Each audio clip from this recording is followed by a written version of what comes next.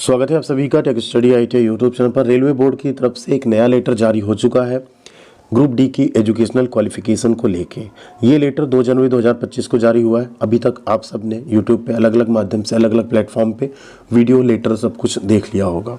अब आगे आपको क्या करना होगा, कैसे हम इसमें जो आईटीआई छात्रों के साथ एक ये किया जा रहा है भेदभाव या उनके साथ जो ये गलत किया जा रहा है, बार बार किया जा रहा है, एक बार नहीं है।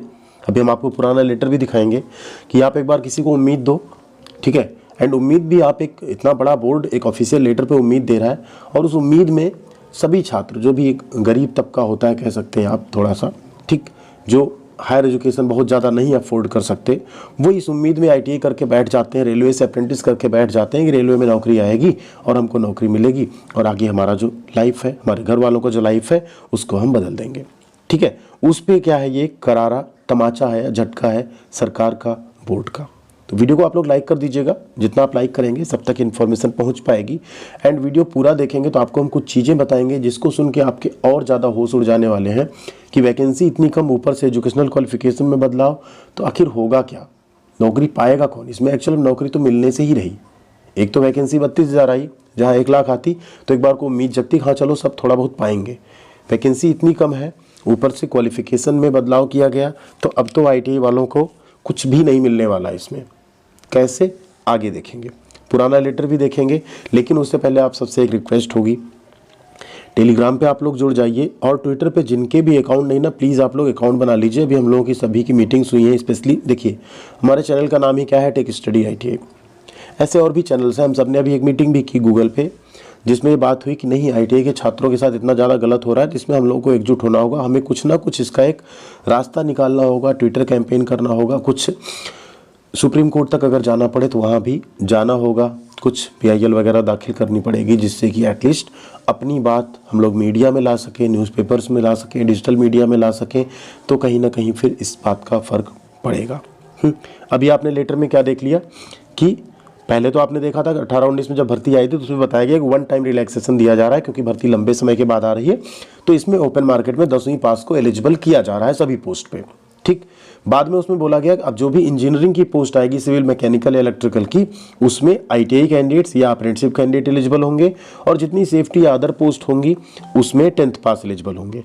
बट फिर से उसे क्या किया गया, खत्म किया गया एक नए लेटर के माध्यम से।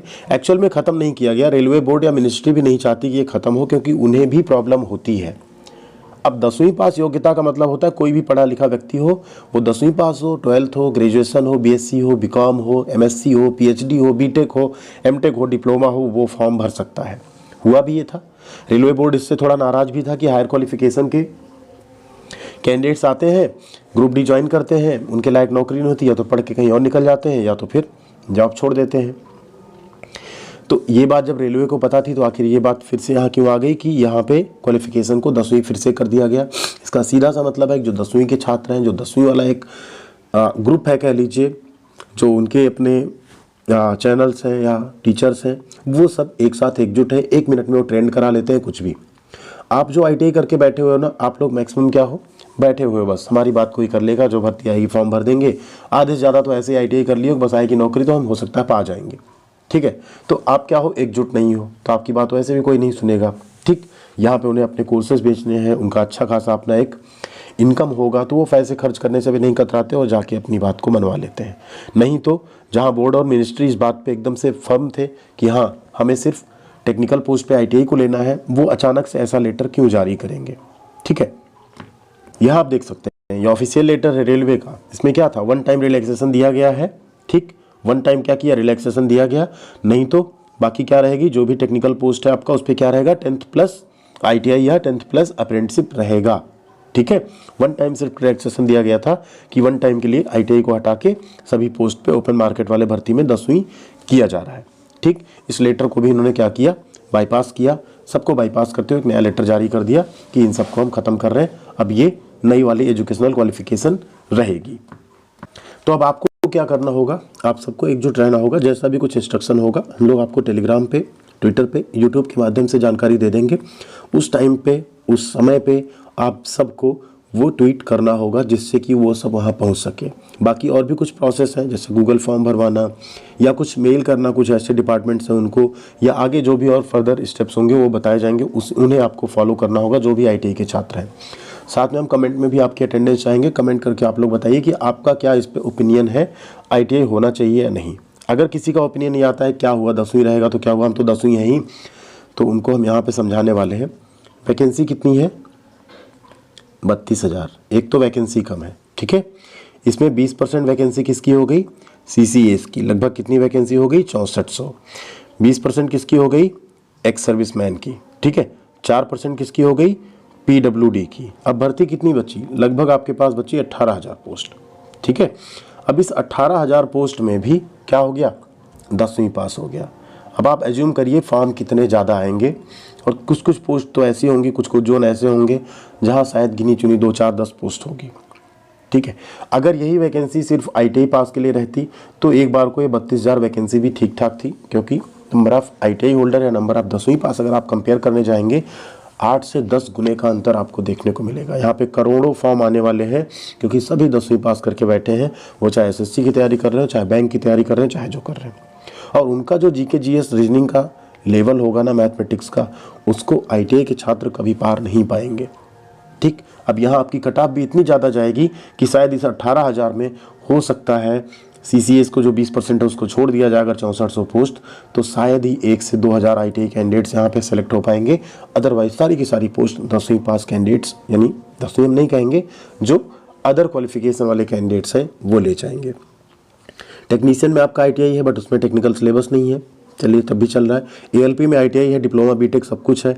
ग्रुप D एटलीस्ट ऐसा था जहाँ पे टेक्निकल पोस्ट अगर रखी जाती ITI की तो ITI छात्रों को एक अच्छा यहाँ पे अपॉर्चुनिटी मिल रहा था, और उसी उम्मीद में सभी ITI छात्र 2019 से ही ITI कर करके 2 साल का 1 साल का बैठ रहे हैं। रेलवे से अप्रेंटिसशिप भी कर रहे हैं, 7,000 रुपये में जाके मजदूरी कर रहे हैं रेलवे में, इसी उम्मीद में कि हमको रेलवे ग्रुप D की नौकरी मिलेगी, हमारे लिए कुछ पोस्ट लाएगी सरकार। बट यहाँ पे हुआ क्या?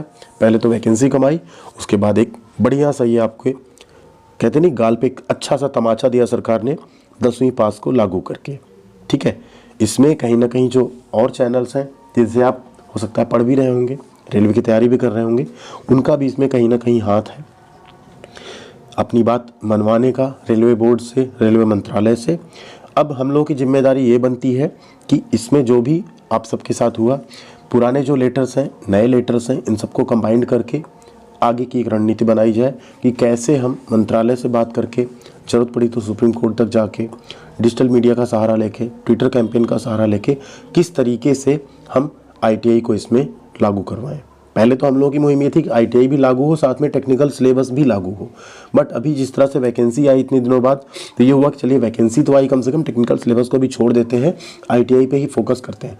लेकिन अब अगर ITI भी हट गया तो हमारा पहला मोटो, पहला उद्देश्य यही होना चाहिए कि ग्रुप D में वापस जो उनका लेटर था, जो टाइम टू टाइम उनकी और भी नोटिस आते गए, उसके अकॉर्डिंग ITI लागू रहे टेक्निकल पोस्ट पे, जितनी भी इंजीनियरिंग की पोस्ट है उस पर लागू रहे। और इस नोटिस में भी आप देखें क्या लिखा है कि for all future open market recruitment, मतलब ये एक बार का नहीं है। 2018 में तो था वन टाइम है, यहाँ तो ऑल कर दिया, मतलब सभी फ्यूचर में जितनी वैकेंसी आएगी सब में 10th पास, मतलब ये झमेला ही खत्म कर देना चाहते हैं कि आप ये कहो कि हाँ हमने कहा था कि हाँ वन टाइम रिलैक्सेशन है। दूसरा, ये सिर्फ ओपन मार्केट में ही क्यों लागू होगा? जो आप इंटरनल वैकेंसी लाते हो उसमें तो आप 10th+ ITI या 10th+ अप्रेंटिसशिप रखते हो, तो ओपन मार्केट में 10th पास क्यों? क्या यहाँ से आपको ज़्यादा कैंडिडेट्स मिलेंगे, ज़्यादा आप फी वसूल कर पाएंगे, ज़्यादा आपके पास रेवेन्यू आएगा उसके लिए, या क्या रीज़न है? ITI कैंडिडेट्स स्किल्ड हैं, 10th पास वाले से तो ज़्यादा ही स्किल्ड हैं, उन्हें एटलीस्ट टूल्स के इक्विपमेंट्स के नेम पता, उनके प्रयोग पता है। तो आखिर इसके पीछे क्या मंशा है, क्यों ऐसा किया गया, इन सब का जवाब रेलवे को देना होगा। बाकी आप लोग सपोर्ट कर सकते हैं किस तरीके से, एकजुट होके ट्विटर पे अपना अकाउंट सभी लोग जरूर बनाइए। अगर स्मार्टफोन चला रहे हैं, इंस्टा फेसबुक से कुछ नहीं होगा, ठीक, ट्विटर पे आपकी आवाज़ आगे जा पाएगी। इस वीडियो को ज़्यादा से ज़्यादा शेयर करके, लाइक करके, टेलीग्राम पे जुड़ के, और भी जो प्लेटफॉर्म है और भी जो आपके सपोर्ट में चैनल्स हैं उनके साथ भी जुड़ के, हम ये नहीं कहेंगे सिर्फ हमारे साथ जुड़िए, उनके साथ भी जुड़िए। हम सब आप सबके लिए मेहनत कर रहे हैं, हम सबको आप सबकी फिक्र है। तो थैंक यू वेरी मच, ख्याल रखिएगा अपना, मिलते हैं अगली अपडेट के साथ अगले वीडियो में।